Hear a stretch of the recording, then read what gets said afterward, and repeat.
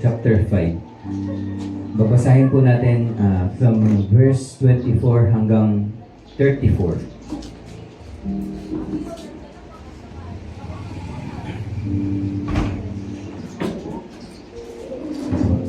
Mark chapter 5 verses 24 to 34. Ang sabi po dito, sumama si Jesus kay Jairus. Sinundan din siya ng sobrang dami ng tao at halos maipit si Jesus sa sobrang siksikan. Isang babaeng 12 years nang dinudugo ang kasama sa mga taong sumusunod kay Jesus. Hirap na hirap siya sa sakit na yon at marami ng doktor ang tumingin sa kanya. Naibayad na niya ang lahat ng meron siya para magpagamot, pero hindi pa rin siya gumagaling. Actually, lumala pa nga ang sakit niya. Narinig niya ang kwento tungkol sa pagpapagaling ni Jesus, kaya nakipagsiksikan siya sa pagsunod sa kanya.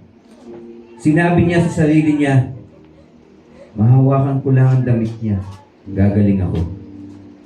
Kaya hinawakan niya ang damit ni Jesus at tumigil agad ang pagdudugo niya. At naramdaman niya sa katawan niya na gumaling siya. Naramdaman din agad ni Jesus na may kapangyarihang lumabas na galing sa kanya. Kaya tinanong niya ang mga tao, sino ang humawak ng damit ko? At sumagot ang mga disciples, di niyo po ba nakikita na sobrang daming taong nagsisiksikan? Bakit niyo po tinatanong kung sino ang humawak ng damit niyo? Pero lumingon-lingon pa rin si Jesus para hanapin kung sino ang humawak sa damit niya. Alam ng babae na siya ang hinahanap ni Jesus, kaya sobra siya natakot. Lumuhod na lamang siya sa harapan ni Jesus at saka sinabi ang buong katotohanan. Sabi sa kanya ni Jesus, anak, pinagaling ka na ng pananampalataya mo. Umuwi ka na dahil magaling ka na. Tayo po ay manalangin. Dakilang Diyos, aming Ama, salamat sa araw na ito na kami po ay yung pinagpala, iningatan at binigyan ng pagkakataon nang sa ganang bilang isang pamilya, maitaas namin ang iyong pangalan, mapapurihan ka namin at mapasalamatan. Sa mga oras na ito, buksan mo ang aming puso't isipan nang sa ganon, ano mo pong bagay na hindi kapuri-puri, katanggap-tanggap sa inyong harapan, linisin mo po ito at palitan mo ng iyong mga salita na siyang tunay na nagbibigay ng buhay at kapayapaan sa amin. Dalangin po namin na ikaw pong magsilbing gabay namin sa mga oras na ito. Ano mo pong gawain ng kaaway ay tinatakwil namin at sinisira sa pangalan po ng Panginoong Hesus at mangyari na maghali ka sa aming kalagitnaan. Pagpalain mo pong bawat isa sa po ng bawat pamilya ang kasama po namin online. I pray that you bless them. And ano man pong pinagdaraanan ng bawat isa sa pamamagitan ng iyong salita ay makamtan nila ang tunay na kagalingan at kapayapaan na gagaling sa iyo. Muli nagpapasalamat kami at binabalik namin ang lahat ng papuri sa pangalan po ng aming Panginoong Hesus. Amen and amen. So yung sa araw po na to ay tatalakayin po natin ay yung story, familiar story in the book of Mark. Meron din po yan sa Matthew and Luke. And it's the story dun sa babaeng dinudugo for 12 years. Familiar po tayo sa story na to. And this story has a lot to teach us patungkol po ito sa tinatawag natin na faith, o pananampalataya. Yung faith o yung tinatawag na emuna sa Hebrew, ang base po niya o yung pinanggagalingang salita po o pinakapuntasyong salita ay yung aman. O yung familiar tayo, yung amen. So, pag sinabing amen, katotohanan. So, ang pundasyon ng tunay na pananampalataya ay katotohanan. Hindi ka pwedeng manampalataya sa isang bagay na hindi totoo. For example, anong tawag po dito? Clicker. Ito po ba ay pwedeng gamiting gamot nang sa ganon? Ako po ay pumuti. E paano pag sinabi kong nananampalataya ako na itong clicker na to, papuputiin ako?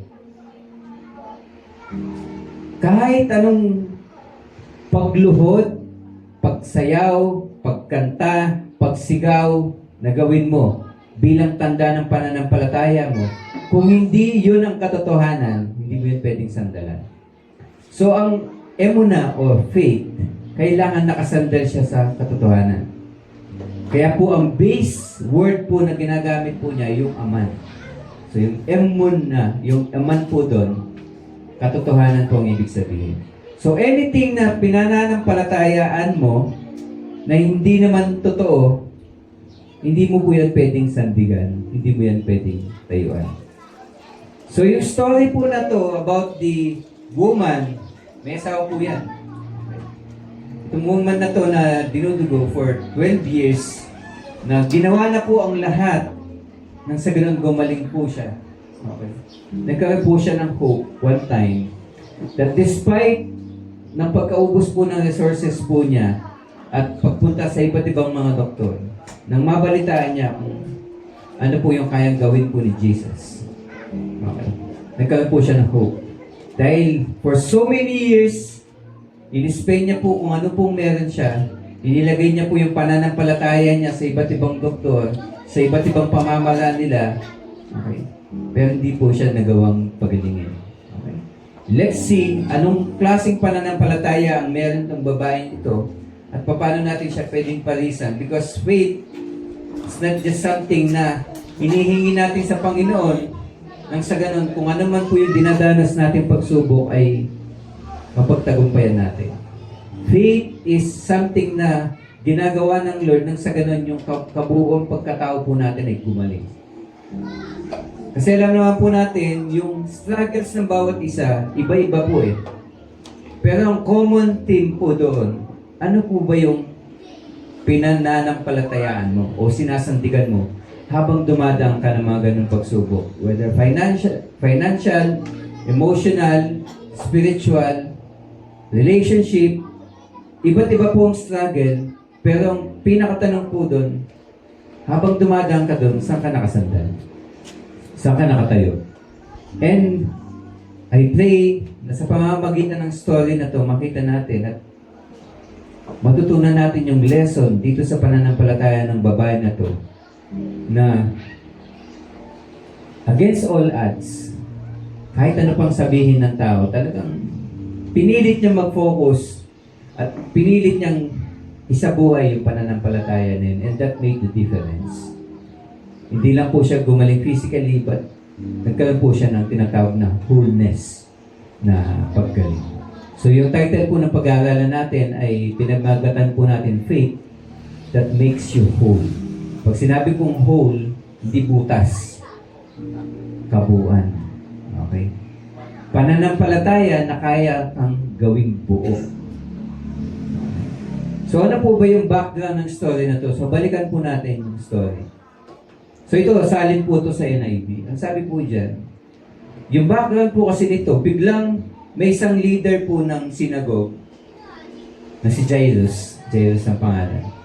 Sabi niya, "Teacher, pwede bang pumunta ka sa bahay namin? Kasi yung anak kong babae, malubang-malubay yung sakit niya. Kasi alam ko, nananampalataya ako na kapag pinatungan mo siya ng kamay mo, gagaling siya." So sabi ni Jesus, sige.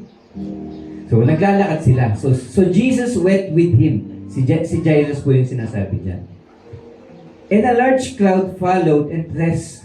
So habang papunta siya kina Jairus, yung iba't ibang tao na namangha dun sa iba't ibang miracles na ginawa ni Jesus, sumunod po sa kanya. So nagsisiksikan. Imagine mo, si Jesus parang celebrity dyan. So yung mga tao talaga nagkakandara pa. Alam ni Alden yung pakiramdam ng pinaghahabol. Matawa eh. So talaga nagsisiksikan po yung mga tao. Talagang gusto lang nila makalapit kay Jesus. And nasabi, and a woman was there who has been subject to bleeding for 12 years. So ano po bang ibig sabihin ng bleeding dyan? Hindi yan yung nasaksak siya. Nagme-mens po siya ng walang tigil. Ako hindi ko alam yun kung anong ibig sabihin ng, kung anong pakiramdam ng nagme-mens. Pero alam ko kapag nagme-mens po yung asawa ko, mainit ulo. Mainit po ulo niyan. So, hindi may iwasan, siguro hindi naman yung something na maganda sa pakiramdam ng babae. Actually, buwan po na nangyayari sa babae, tingin ko, parang in a way, isang pahirap. Ang dating po kasi hindi maganda ang pakiramdam, yung hormones mo iba, kaya yung mood mo iba, madali kang mairita. Tapos, may lumalabas na dugo, nakakairita. Siyempre, madumi din yun dahil nai-stuck po doon. Nangyayari po yan sa babae once a month. Sabihin natin, tumatagal 1 week po ba? Ano po ba? 5 days. 5 days. Ito babae ito 12 years. Wow. Siguro kung ito ay nasa panahon natin, model na yan ng ano, panty ano, Modest. modest or ano man. Napkin, model siya ng napkin. Those days. Buti sana kung ganun lang. Di ba? Kung talaga, sige, tanggapin ko na sa buhay ko, lagyan ko na lang ng napkin. Kaso po, sa panahon po nila, lagi nating intindihin, ano ba yung ibig sabihin nito sa panahon nila? Pag ikaw po ay dinudugo that time, you are considered unclean. Kung ikaw ay may asawa, hindi kayo pwede magsiping ng asawa mo. Kasi kapag nagsiping kayo, kahit hindi kayo mag-sex o magsiping, basta kung ano man yung inupuan mo, hinawakan mo, lahat ng yun madumi. So, it is custom, Mari, sa panahon po nila, na kapag ikaw ay madumi, kailangan dumistansya ka. So, imagine mo, itong babae na to, for 12 years, kailangan niya maging isolated, Isa na. kailangan siyang dumistansya sa mga tao, nire-reject siya ng mga taong, even family members. Why? Because part ng custom nila, sila ay considered na unclean. Okay, wala silang pinagkaiba sa ibang sinner. Kasi ang ibang sinner, rejected din po yan. Pero sa kanila po kasi may tinatawag na certain cleansing na kailangan mangyari bago ka ma-connect ulit sa community mo. So, in Leviticus 15, 20 to 27, mababasa po natin dyan yung batas patungkol doon. Actually, in verse 25, ang sabi nga doon, when a woman has a discharge of blood, kapag dinudugo po daw siya for many days at a time other than her monthly period. Ibig sabihin nito, tapos na yung buwan ng dalaw, pero patuloy pa rin siyang dinudugo. Or has a discharge that continues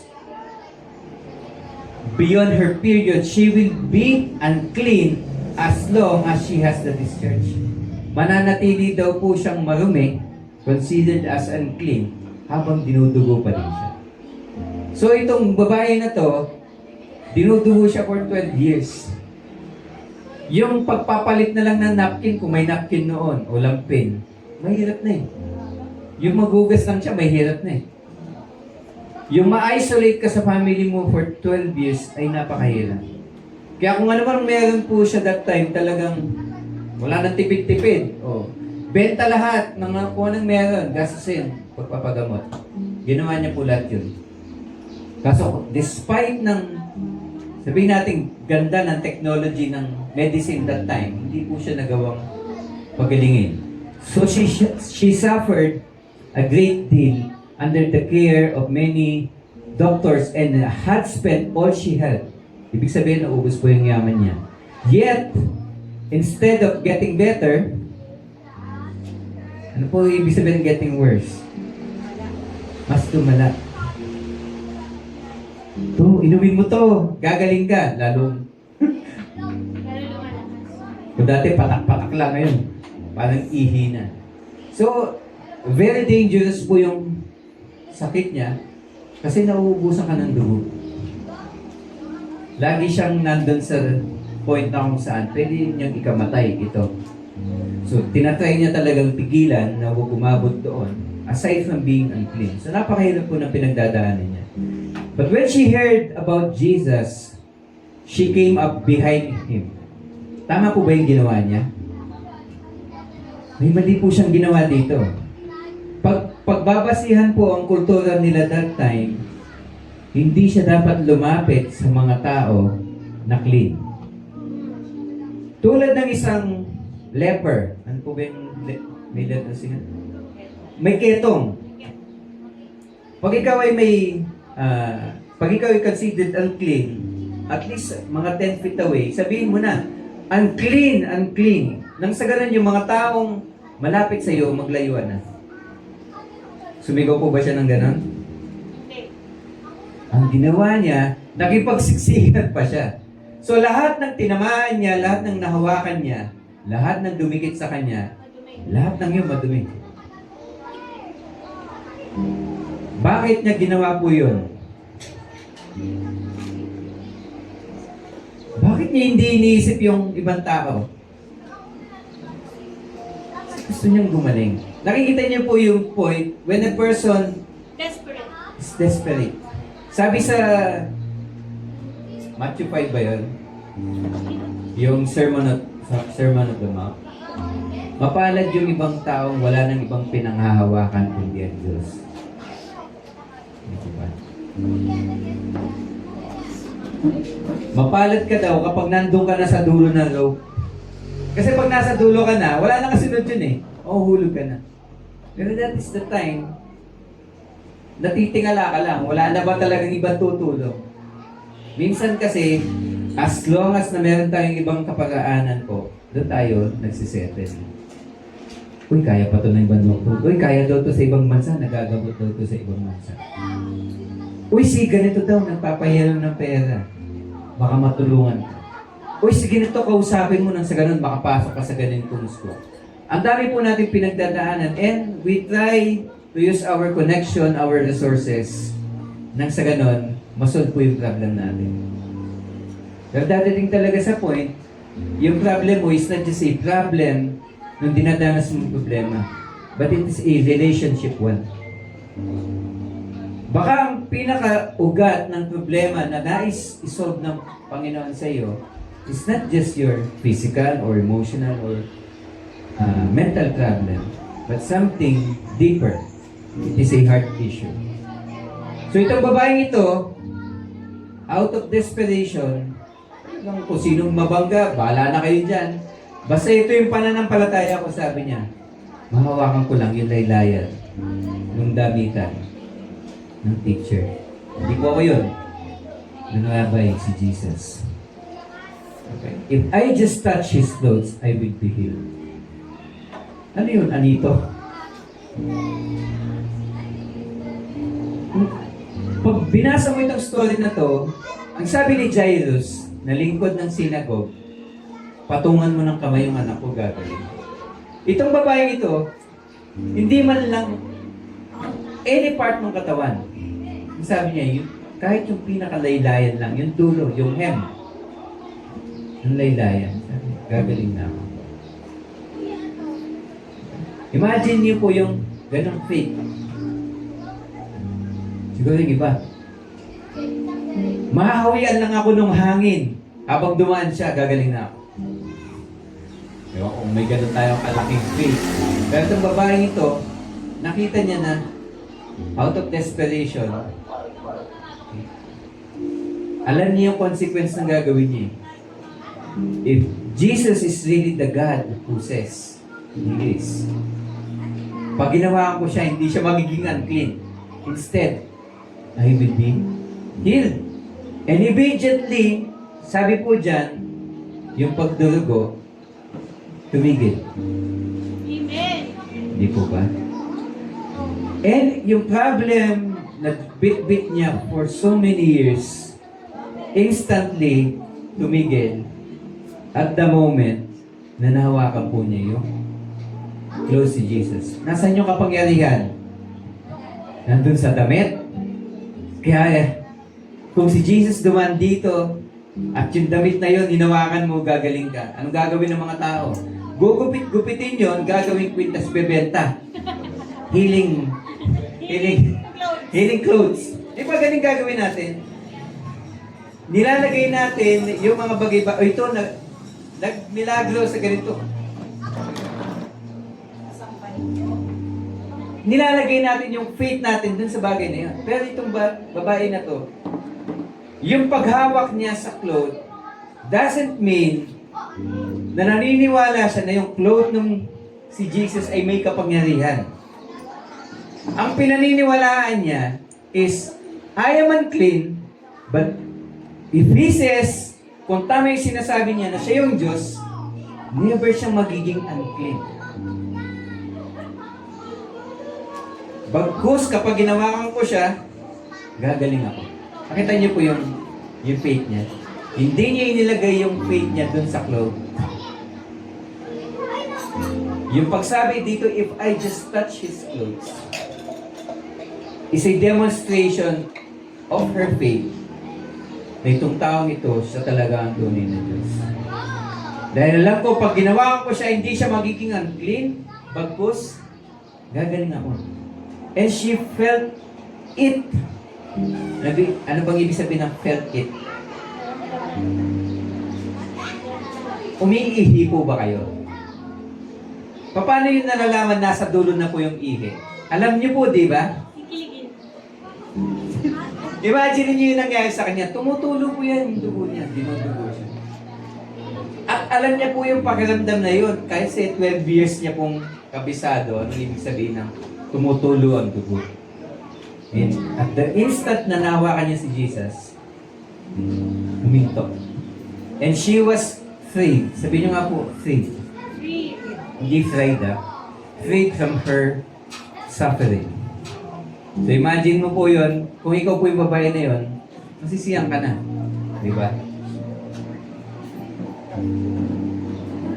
Mark 5:27, yung sinabi yung babae pumunta sa likod niya, she made a physical contact with the crowd. Yung crowd naging unclean. But she also touched Jesus' clothes, pero hindi naging unclean si Jesus. Instead, siya yung naging clean. Yun po yung difference po.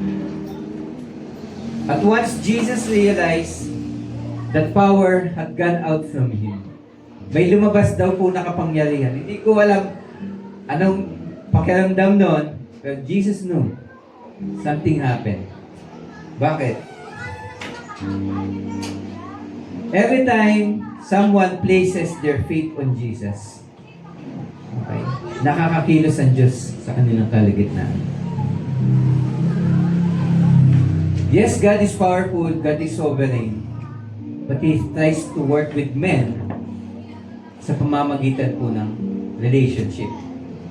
Kahit kaya kang isave ng Panginoon sa kalagayan mo, bakit niya inaantay na humingi ka sa Kanya?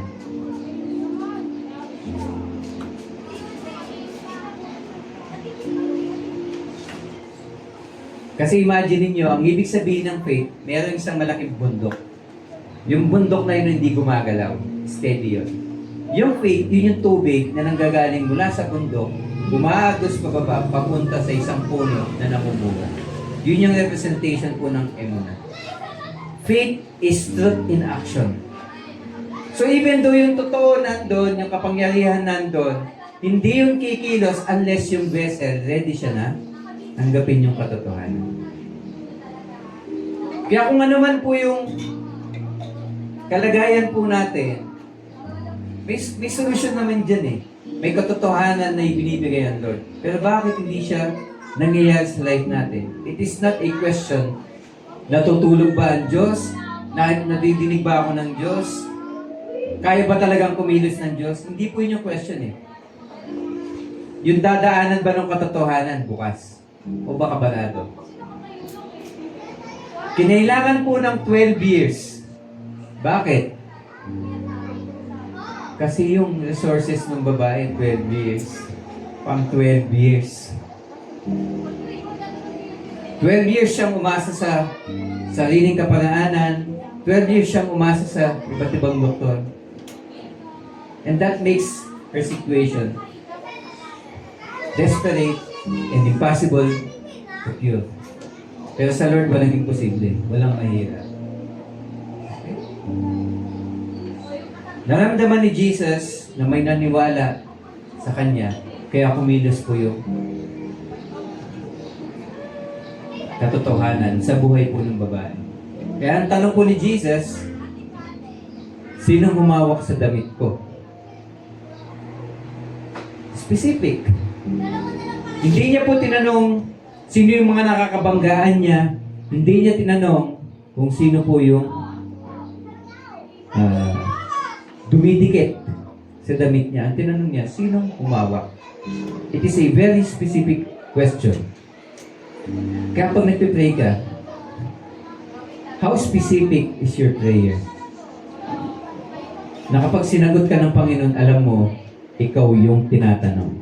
Kasi in this scenario, alam ng babae kung sino yung kinakausap ni Jesus. You see the people crowding against you, sabi ng mga disciples niya. Yet you ask, sino humawak sa iyo? Sabi ng mga disciples, ang daming tao, teacher, daming tao. Tatanong mo kung sino humawak sa iyo. Diba? Obvious naman, di ba? Kung nagsisisikat tayo dyan sa pila, tapos tatanong mo, o sino tumikit sa akin? Siyempre, pag-iisipan mo, yung mga nasa paligid mo. Nasa paligid mo, mga disciples eh. Kaya very specific ang tanong niya. Sino yung humawak sa laylayan ko? In other words, sino yung nanampalataya sa akin na gagaling siya kapag ginawakan yung damit ko? Very specific. Kaya kapag mag-a-ask ka sa Lord, Lord, ito po yung problema ko at humihiling ako. For example, kagalingan. Very specific. Lord, alam ko ikaw ang great healer.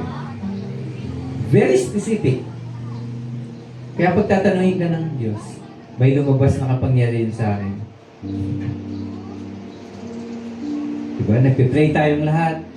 Iba't ibang klaseng problema. Pag nagtanong ang Lord, specific yung tanong niya.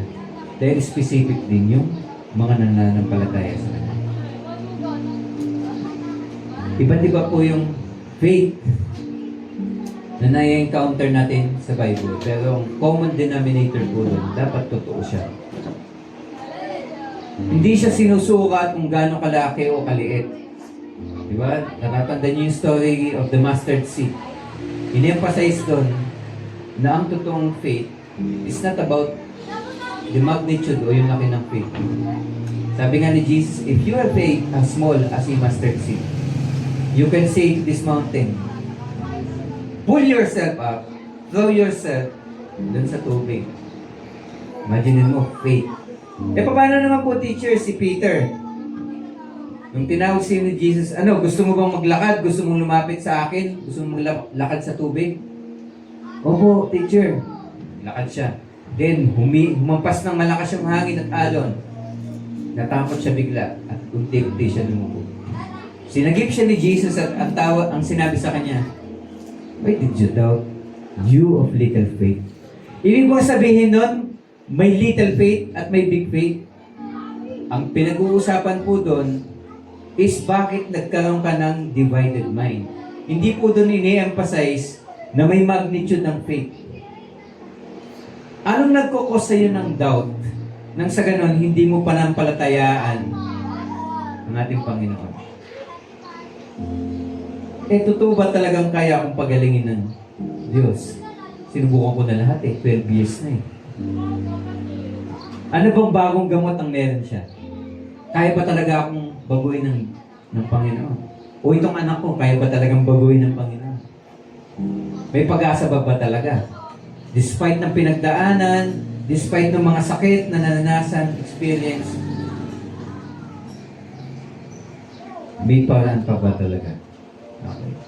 It is the same question na naranasan nitong babaeng binubugo. It is the same question na naranasan ng bawat isa. Tatanungin ka ng Panginoon, sino umawak sa akin? Okay. But Jesus kept looking to see who had done it. Alam ng babae, siya yung gumawa nun, kaya wala siyang ibang ginawa kundi ako po yun. Lumod siya sa harapan ni Jesus, sinabi niya yung totoo. Ano pong counterpart po nun? Testimony. Madalas pag may problema tayo, sinishare natin. Tama? Magaling tayo sa pagpapalaki ng problema. Pero what if nasolve na yung problema mo? Kailangan po ng ating Panginoon na matestify natin yung katotohanan. Kasi bawat po bawat sitwasyon o pagsubok na dinadaanan natin, ginagamit niya po yan bilang patotoo kung sino po siya. Bawat testimony natin, gano'n man kaliit sa tingin natin o gano'n kalaki, ginagamit po yan ng Panginoon. So, he kept looking. Okay? At ang babae po, ay nag-testify na siya yung humawak sa ating Panginoon. And in verse 34, which is dito po natin kukunin po yung lesson sa story po na to. Ang sabi po ni Jesus sa kanya, anak, pinagalitan na ng pananampalataya mo. Go in peace and be free from suffering. Anong problema ang sinob ni Jesus sa buhay po ng babae?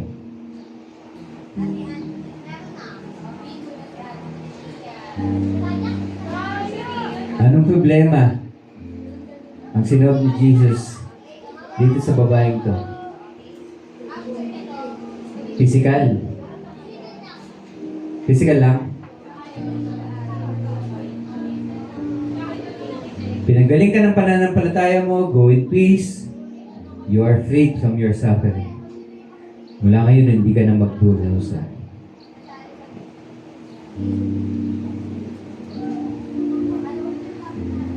It took her 12 years para manganasan niya po yung kagalingan. Pero ano yung nagpagaling sa kanya? Yung pananampalataya. Bakit hindi truth? Yung Nagpasayis natin kanina, ang katotohanan nandiyan. Pero yung question kung kikilos yung katotohanan sa buhay mo, it is a matter, it is a question of faith. Kaya baka isipin nyo, ano bang may kapangyarihan? Pananampalataya o katotohanan? Ang katotohanan ng may kapangyarihan. yeah. Yun yung power. Ang katotohanan. Pero yung Paniniwala.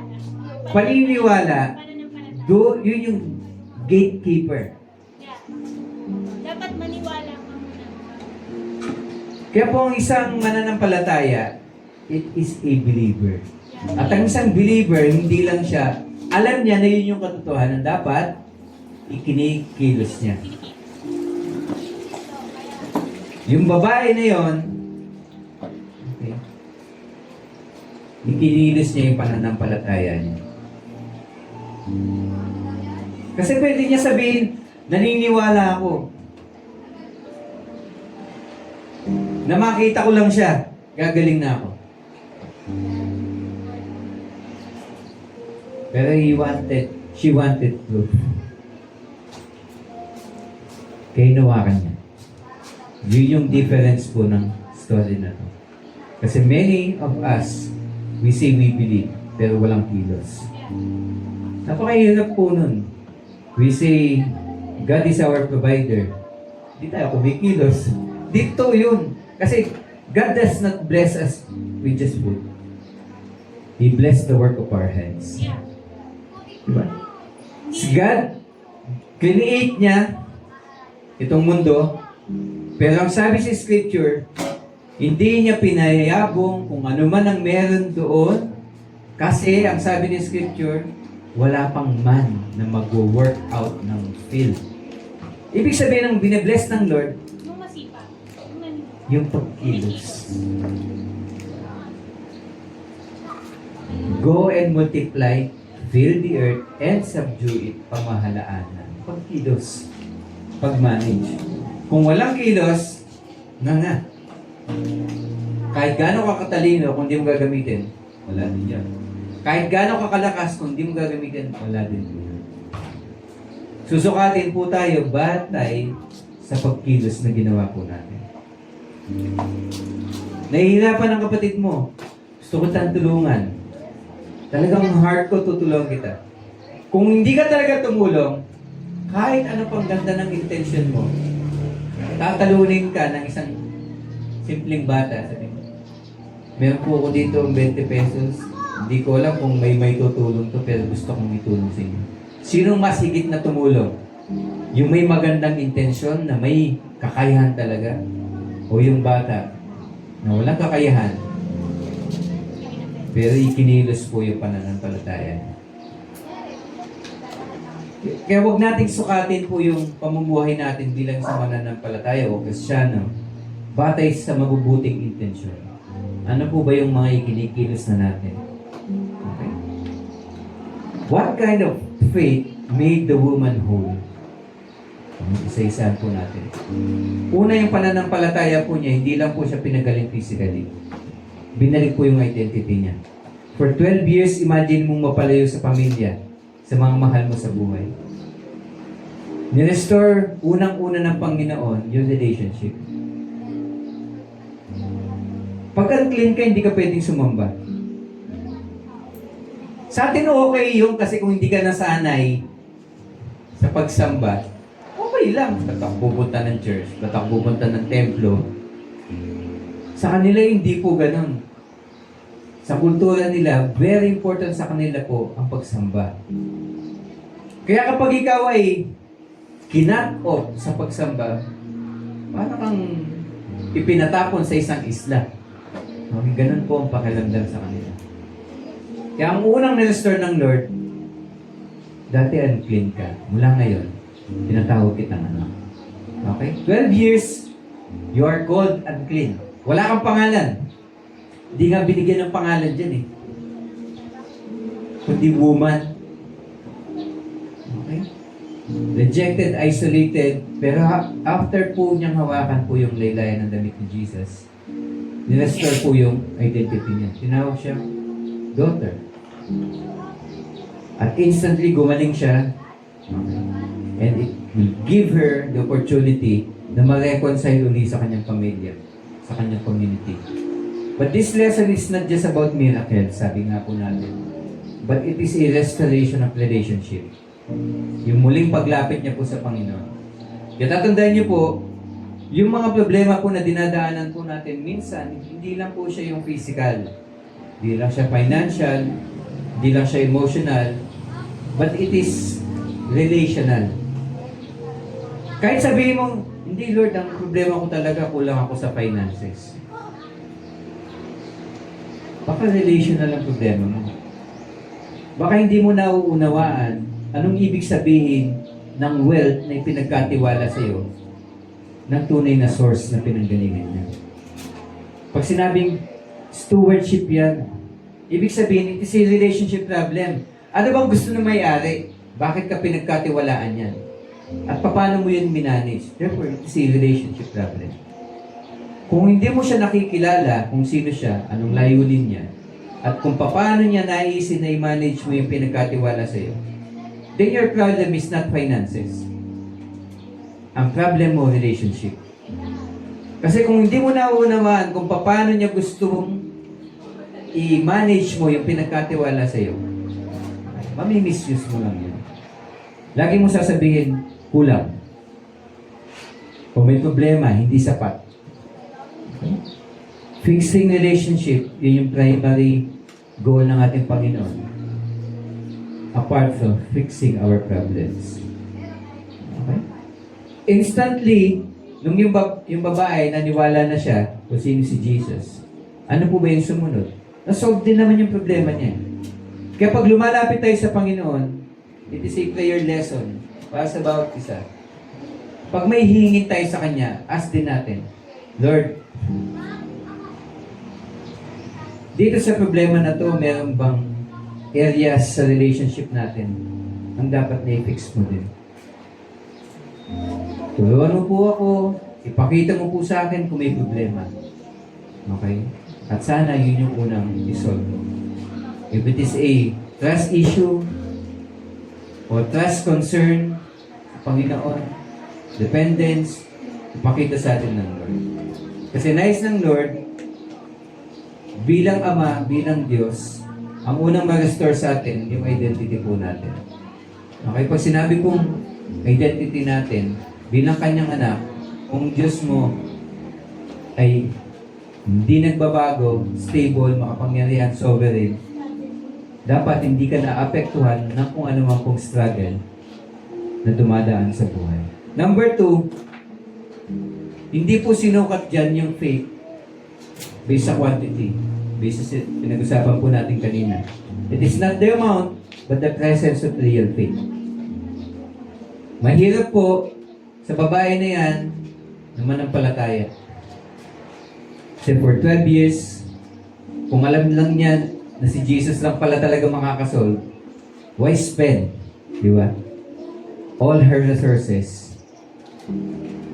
Okay? Ang sa ganun gumaling siya. Pero dito sinukat po yung pananampalataya niya based sa katotohanan, hindi sa amor. Jesus did not measure. Hindi niya sinabi, buti na lang, may malaki kang pananampalataya. Therefore, magaling ka na mula ngayon. Ang ginawa lang po ni Jesus, in-acknowledge niya.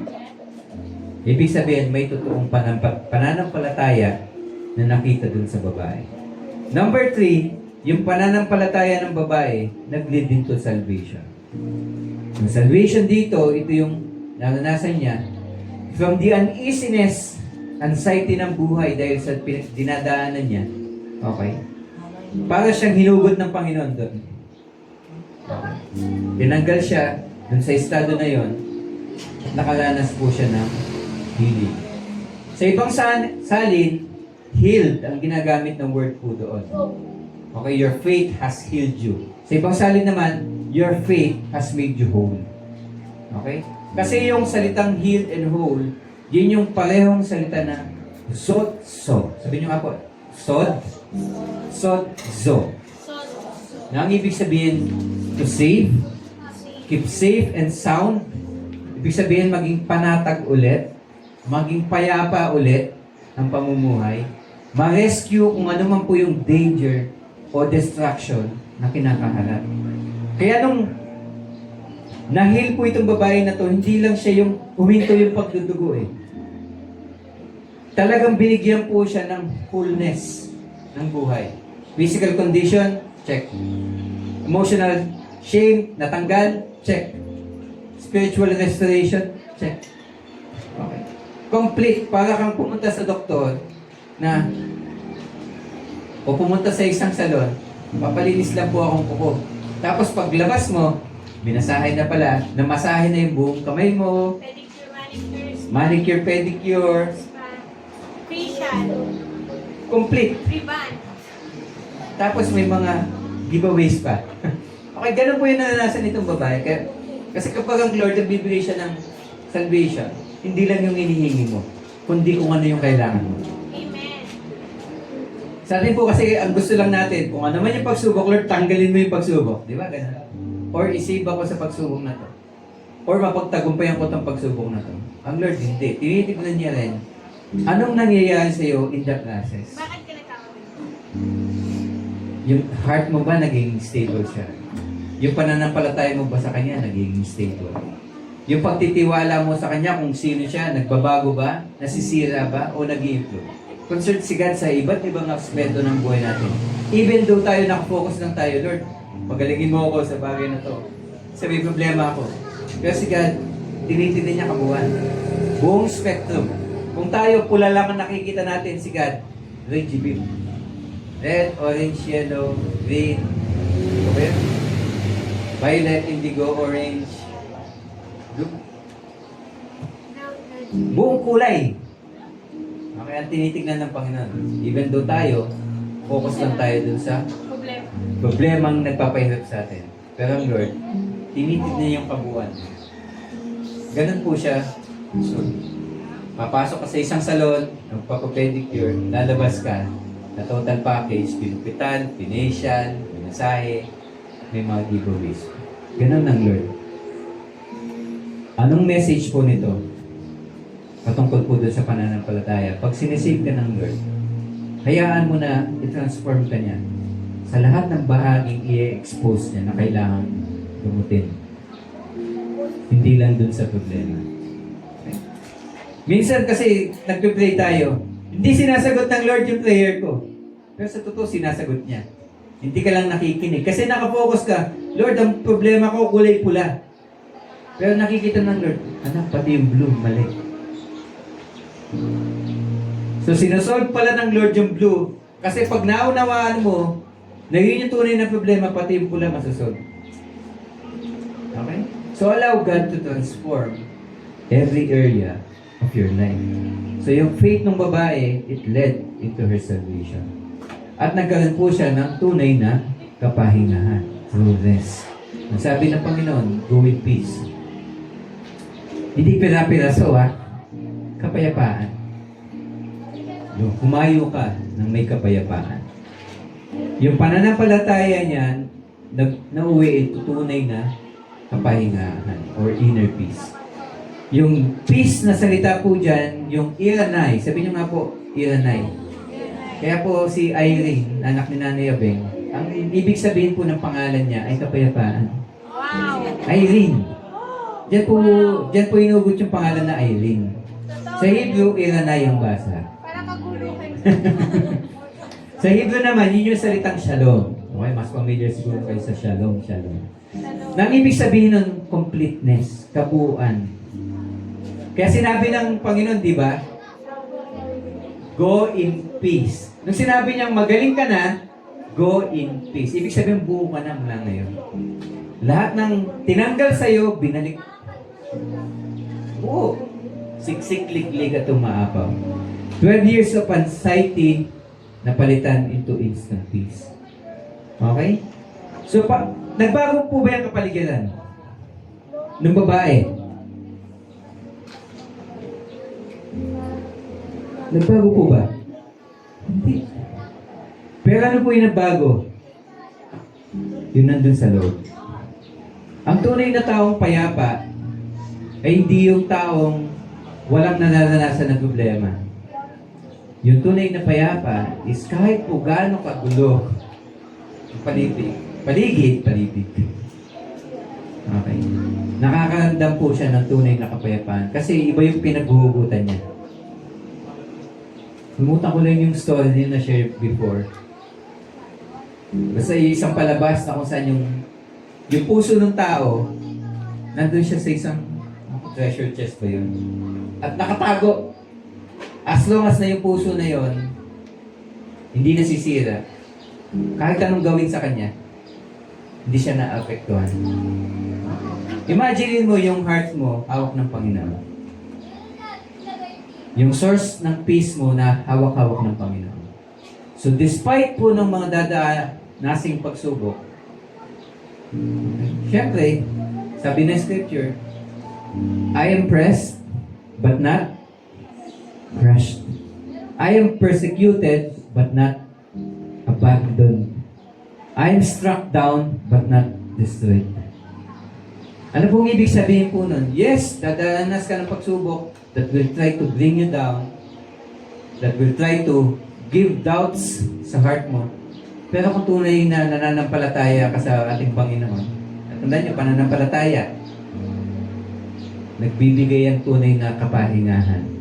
Okay. Kahit gaano po kahirap yung dadaanan o dinadanas na pagsubok po natin, yung pananampalataya po natin ang pwede natin panghawakan. Kung yun ay pananampalataya sa ating Panginoon. Tulad itong babae, nakaranas po siya ng tunay na kapahingahan. And lastly, okay, yung pananampalataya po ng babae, nag-lead into tunay na freedom. Yung 12 years na yon, sa tingin niyo po ba, hindi yun nag-iwan ng mga sugat sa puso niya?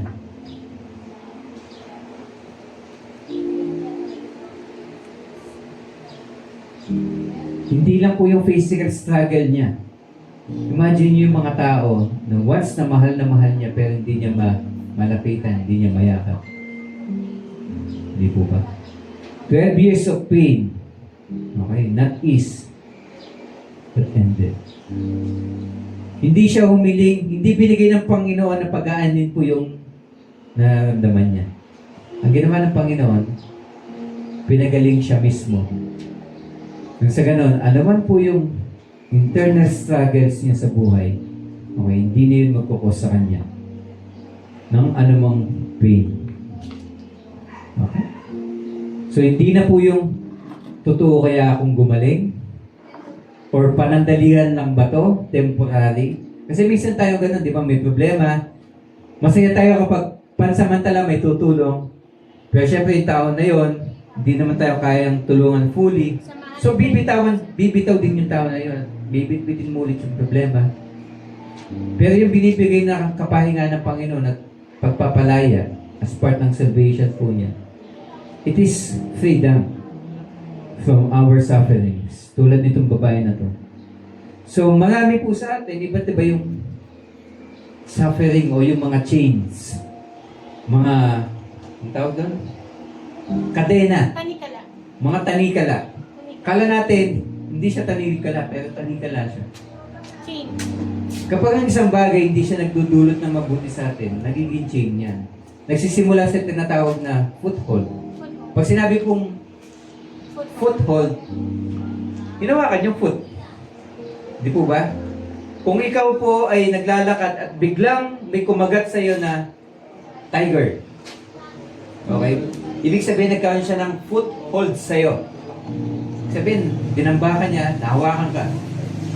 Pero kapag dinambakan na niya, dinaganan ka na niya, at hindi ka na makagalaw, ang tawag po doon, meron ka ng strong hold.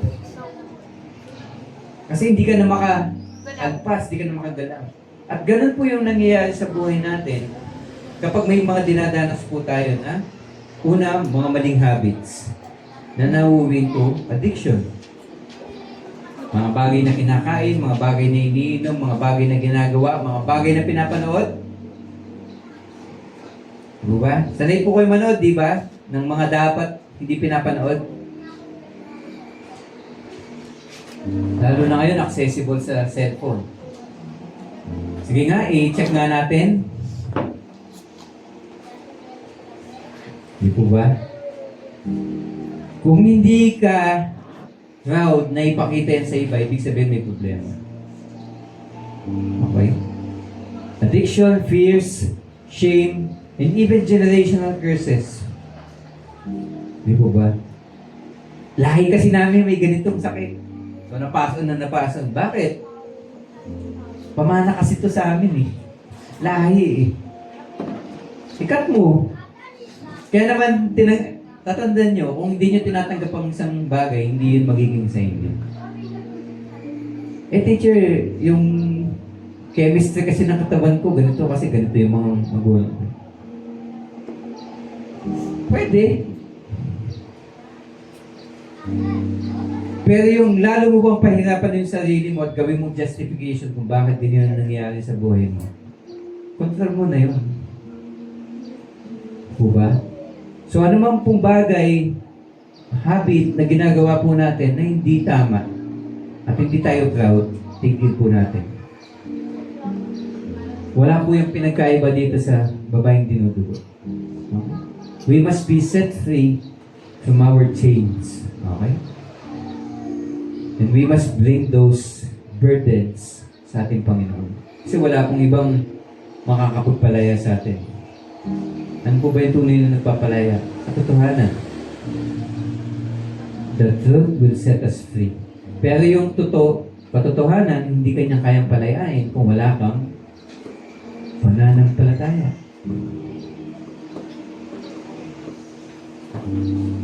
Kaya ang Lord, tatandaan niyo po, pag babasahin mo yung Bible, it is always the Lord who deals with man kung paano po siya kikilos.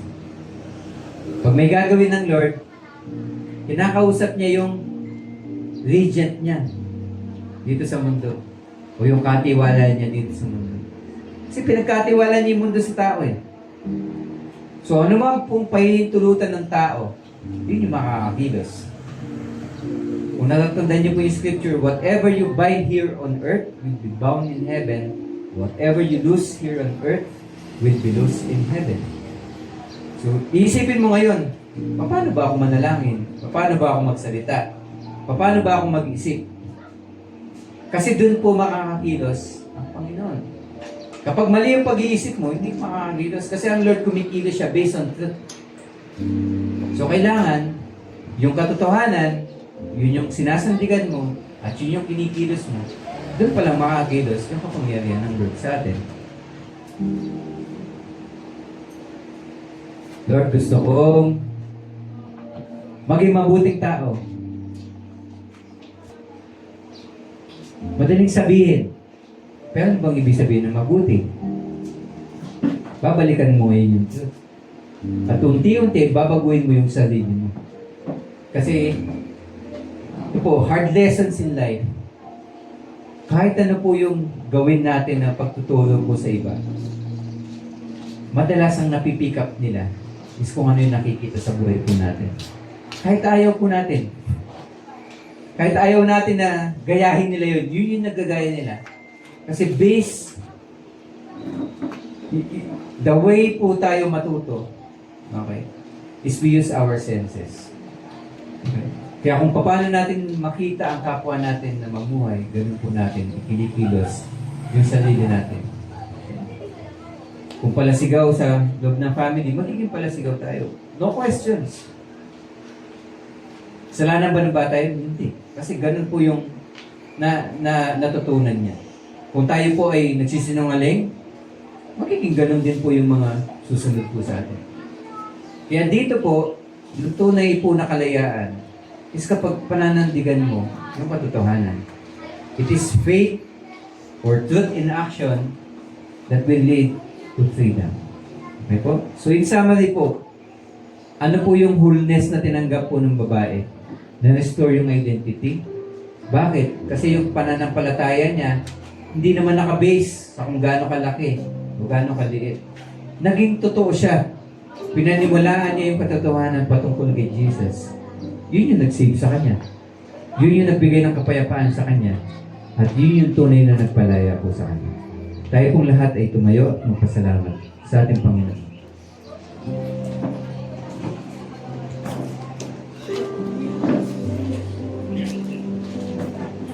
Let us pray po. Dakilang Diyos, aming Ama, marami pong salamat because you are so good and lagi mo pong inaalala ang bawat isa sa anumang pong pagsubok or anumang pong pinagdadaanan, whether it is good or bad. Alam po namin na ikaw ang Diyos na tunay na nagkakalinga sa amin. And bago pa man namin daanan ang mga bagay po na ito, marami ka ng bagay na inihanda because you cared for us. So dalangin po namin, and based na rin sa katotohanan na ipinahayag mo sa iyong mga salita, ipapasalamat po kami sapagkat sa pamamagitan ng iyong katotohanan, ito po yung magsisilbing foundation ng aming pananampalataya. Sa anumang pong pagsubok na dinadaanan ng bawat isa, dalangin po namin ang kagalingan na nanggagaling sa inyo. Whether it be a relationship, a physical, an emotional, or a spiritual problem, kayo po yung tunay na magbigay po ng kagalingan sa amin. Dalangin ko po na i-strengthen mo po ang pananampalataya ng bawat isa. Ipaalala mo kung paano ka kumilos before. Ipaalala mo po na ikaw ay Diyos na hindi nagbabago at sa iyo ay walang mahirap. Paalala mo po ang iyong mga pangalan kung sino ka po bilang aming tatay, counselor, healer, preacher, teacher, doctor, or anything na makakatulong po sa dinadanas po ng bawat isa. Dalangin po namin na ipaalala mo po ito sa amin. Kumilos ka po sa aming kalagitnaan. Dalangin ko po sa aming pag-uwi, i-extend mo lagi ang iyong pagkalinga at paggabay, protection, nang sa ganun po, maiiwas ang anumang gawa ng kaaway.